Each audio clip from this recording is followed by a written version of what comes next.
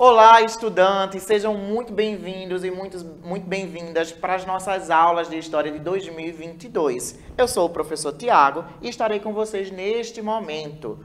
Hoje, nós iremos estudar sobre o ofício do historiador, o trabalho do historiador, o que é que ele faz, como ele faz, o que é história, por que a gente precisa estudar história, qual a importância da história na nossa vida. E para abrir a nossa aula, eu trouxe essa imagem aí, que é a ampulheta, né? Essa imagem é o símbolo da história, né? É um relógio que na antiguidade se utilizava para poder cronometrar o tempo, né? Um relógio que se utilizava a areia aí, tá? Então esse é o símbolo da história, porque o tempo todo a história está trabalhando com o tempo, a relação do tempo e os diferentes contextos da sociedade.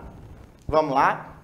Pois bem, logo de início eu coloquei aí uma pergunta: o que é história, afinal de contas, né? E aí, logo em seguida, eu coloco assim, ó, quem vive de passado é museu. Porque, geralmente, as pessoas falam que a história é uma ciência que estuda o passado.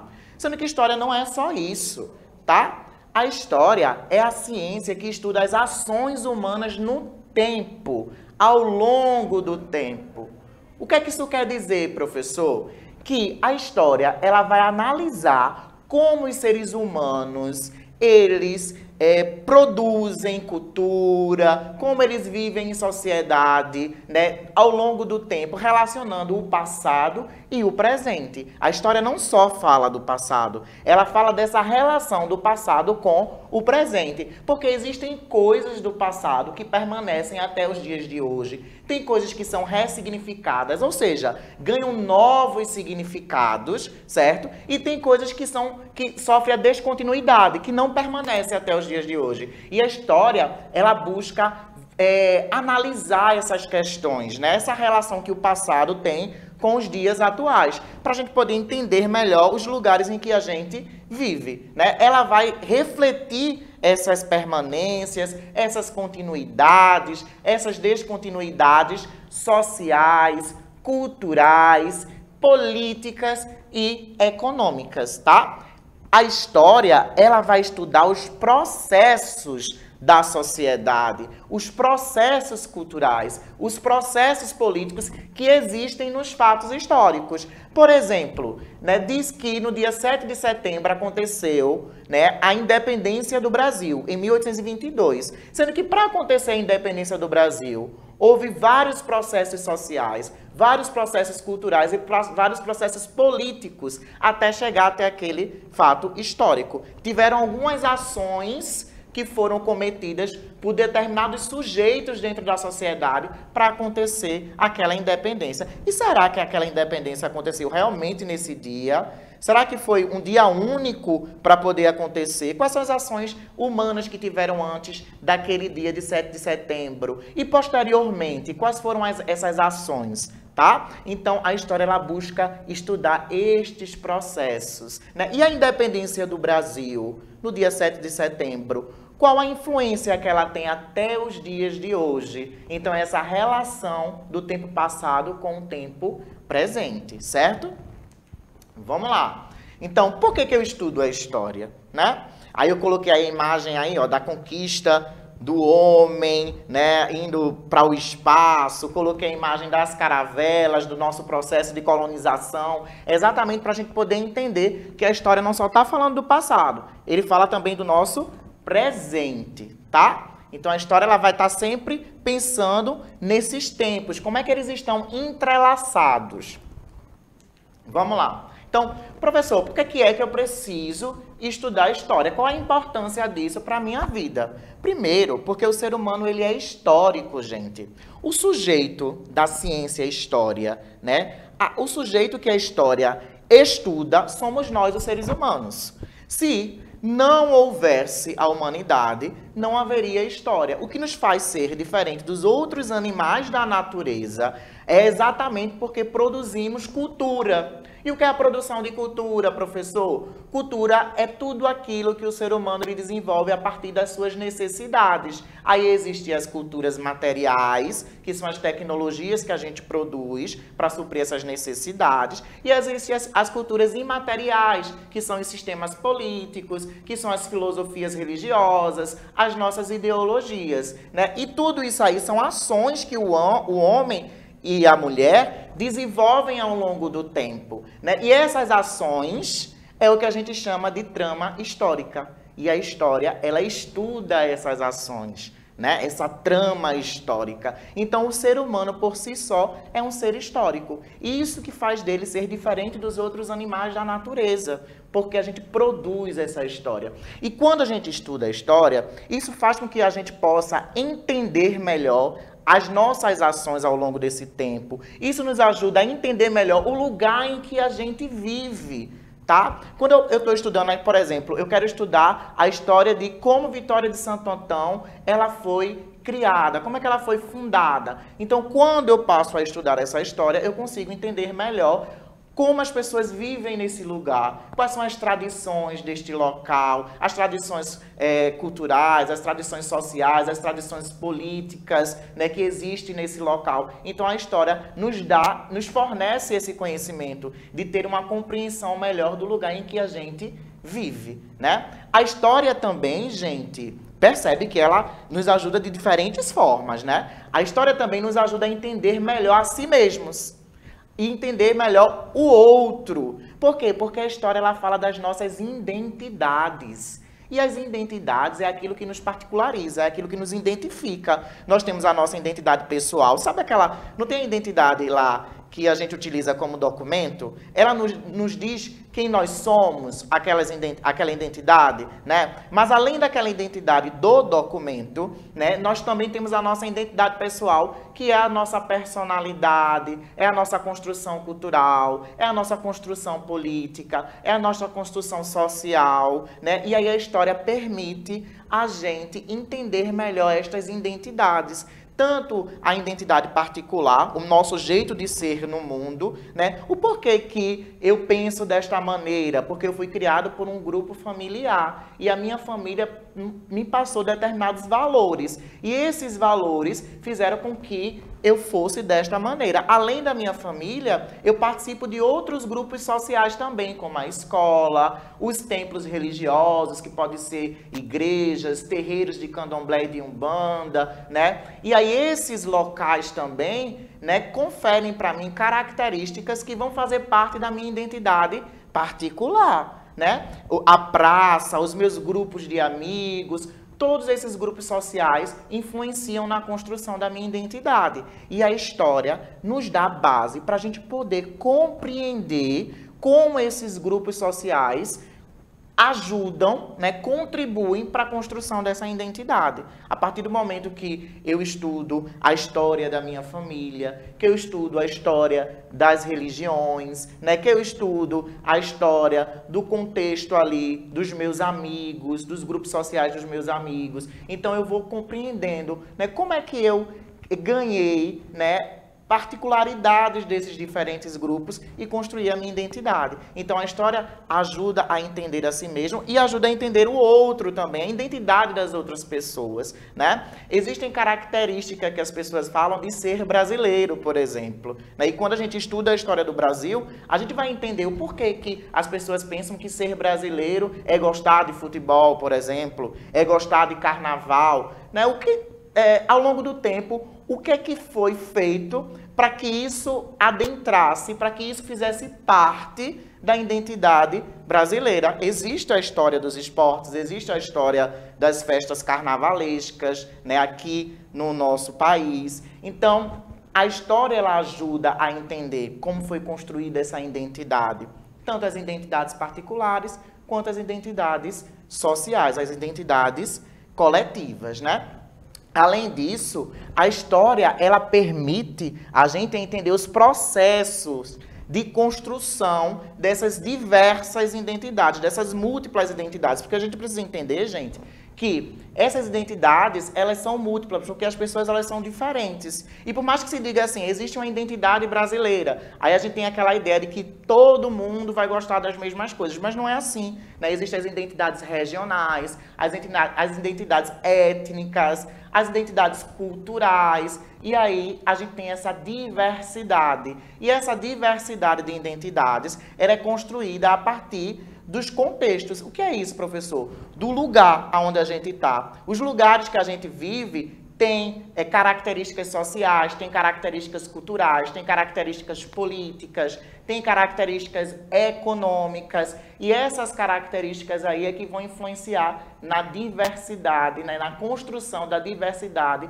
destas identidades. E aí a história, ela nos confere essa base, ela nos dá essa base para poder compreender. Ou seja, a história, ela vai fazer com que a gente entenda as ações humanas ao longo do tempo.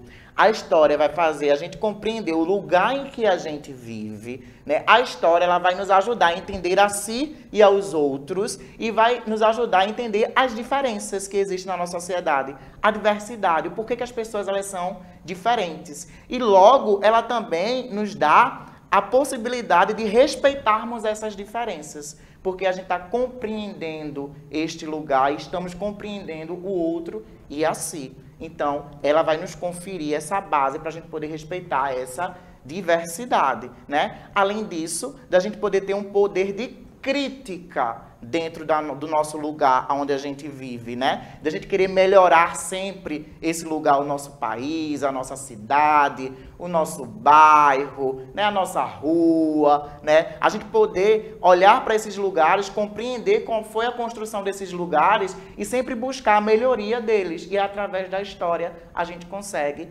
ter esse tipo de conhecimento, tá? Vamos lá, vamos prosseguindo. Mas, professor, existem elementos que são necessários, que a gente precisa saber para se estudar história. E aí o historiador, quando eu falei lá no começo, qual é o ofício do historiador? O que é que ele faz, né? O historiador, ele precisa de alguns elementos básicos para poder estudar a história. Um deles é o tempo histórico. Entender que existe uma diferença entre tempo histórico e tempo natural. Tempo histórico é o tempo cultural, é o tempo que o ser humano, ele construiu. Quando o ser humano, ele passa a se desenvolver na Terra, né? Quando o ser humano, ele surge no planeta Terra, ele começa a analisar o tempo natural, ele começa a perceber que existe a sucessão dos dias e das noites, ou seja, tem momento do dia que tem lá o sol, né, que a gente chama de dia, e há momentos que está escuro, que está lá a lua, que a gente chama de noite, né? Então isso é a sucessão do dia e da noite. Existem as 4 estações, tem período do ano que está mais quente, tem período do ano que está mais frio, tem período do ano que as árvores florescem, né, que dão frutos, as 4 estações, certo? Então o homem, né, o ser humano, o homem e a mulher, começam a perceber esse tempo natural a partir da observação, certo? Sendo que, com o passar do tempo, a sociedade, ela vai ficando cada vez mais complexa. Ou seja, o ser humano, ele vai criando mais ações nessa natureza. Vai desenvolvendo o trabalho, vai desenvolvendo o estudo. E essas ações vai pedindo para o ser humano vai tendo a necessidade de controlar esse tempo. E aí, o que é que ele faz? Ele cria o tempo histórico. Ele cria o tempo histórico criando unidades de medidas, como ano, década, dia, né? O dia tem 24 horas, né? Uma década tem 10 anos, um século tem 100 anos. Cria instrumentos para poder controlar esse tempo, como um relógio, né? Aquele que eu mostrei para vocês no começo da aula, a ampulheta, é um relógio de areia, né? Então, como um relógio, o calendário, né? Tudo isso aí foram instrumentos que foram criados ao longo do tempo pelo ser humano para poder controlar esse tempo histórico, por conta das ações que ele desenvolve na natureza, né? E a cada período, esses instrumentos que o ser humano vai utilizando, ele vai melhorando, né, esse instrumento. Hoje em dia a gente tem um relógio digital, por exemplo, né? O relógio, ele está nos nossos computadores, no nosso tablet, na televisão, né? A gente consegue visualizar a hora em vários instrumentos, né? Não precisamos mais daquela ampulheta, por exemplo, né? Mas percebam daquela relação do passado com o presente, né? A gente tem a necessidade desde o passado de controlar o tempo, mas esse controle do tempo ele foi ressignificado, ele foi permanecendo. E aí a gente foi criando novos instrumentos para o controle desse tempo, tá? Para além da gente ter que entender o tempo para estudar história, a gente precisa compreender alguns conceitos. Como assim, professor? Por exemplo, o conceito de cidadania. A ideia de cidadania que existia na Grécia Antiga e na Roma Antiga era uma. A ideia de cidadania que a gente tem hoje é outra. Então a gente precisa entender qual é essa diferença na cidadania da Grécia Antiga e na cidadania de hoje. Quando a gente estuda história, a gente precisa entender essa diferença para não cometer erros, que a gente chama de anacrônico, ou seja, fora do seu tempo, tá? Por exemplo, os cidadãos na Grécia Antiga eram apenas os homens, que faziam parte de determinado grupo de elite. Os cidadãos hoje no nosso Brasil, legalmente falando, né, teoricamente falando, são homens e mulheres que têm direito ao sufrágio, que é o voto, né? Tem esse direito de votar, tem o direito à saúde pública, tem o direito à educação de qualidade, tem o direito à defesa de qualidade, teoricamente falando, certo? E já na Grécia Antiga não, era apenas uma parte das pessoas que viviam naquele local. Então, ser cidadão era de uma forma na Grécia Antiga, ser cidadão aqui no Brasil, hoje em dia, é outra forma. Assim como no próprio Brasil mesmo, ser cidadão alguns anos passados não era da mesma forma como é hoje. Então, a gente precisa entender os conceitos para poder trabalhar, né, para poder estudar a história, né? Também, uma outra coisa que é importante a gente poder saber para se estudar a história é o fato histórico. Ele sempre está relacionado a um contexto. Aquilo que eu falei para vocês, para a independência do Brasil acontecer, né, não foi simplesmente apenas naquele dia 7 de setembro de 1822.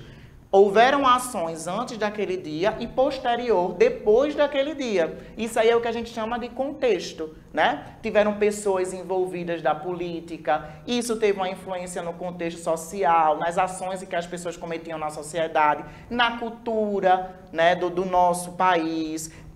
Isso influencia até os dias de hoje. Então, isso é um contexto. Não é só simplesmente a gente dizer que aconteceu no 7 de setembro de 1822, tá? Tem várias ações que envolvem aí esse fato histórico. Vamos continuar.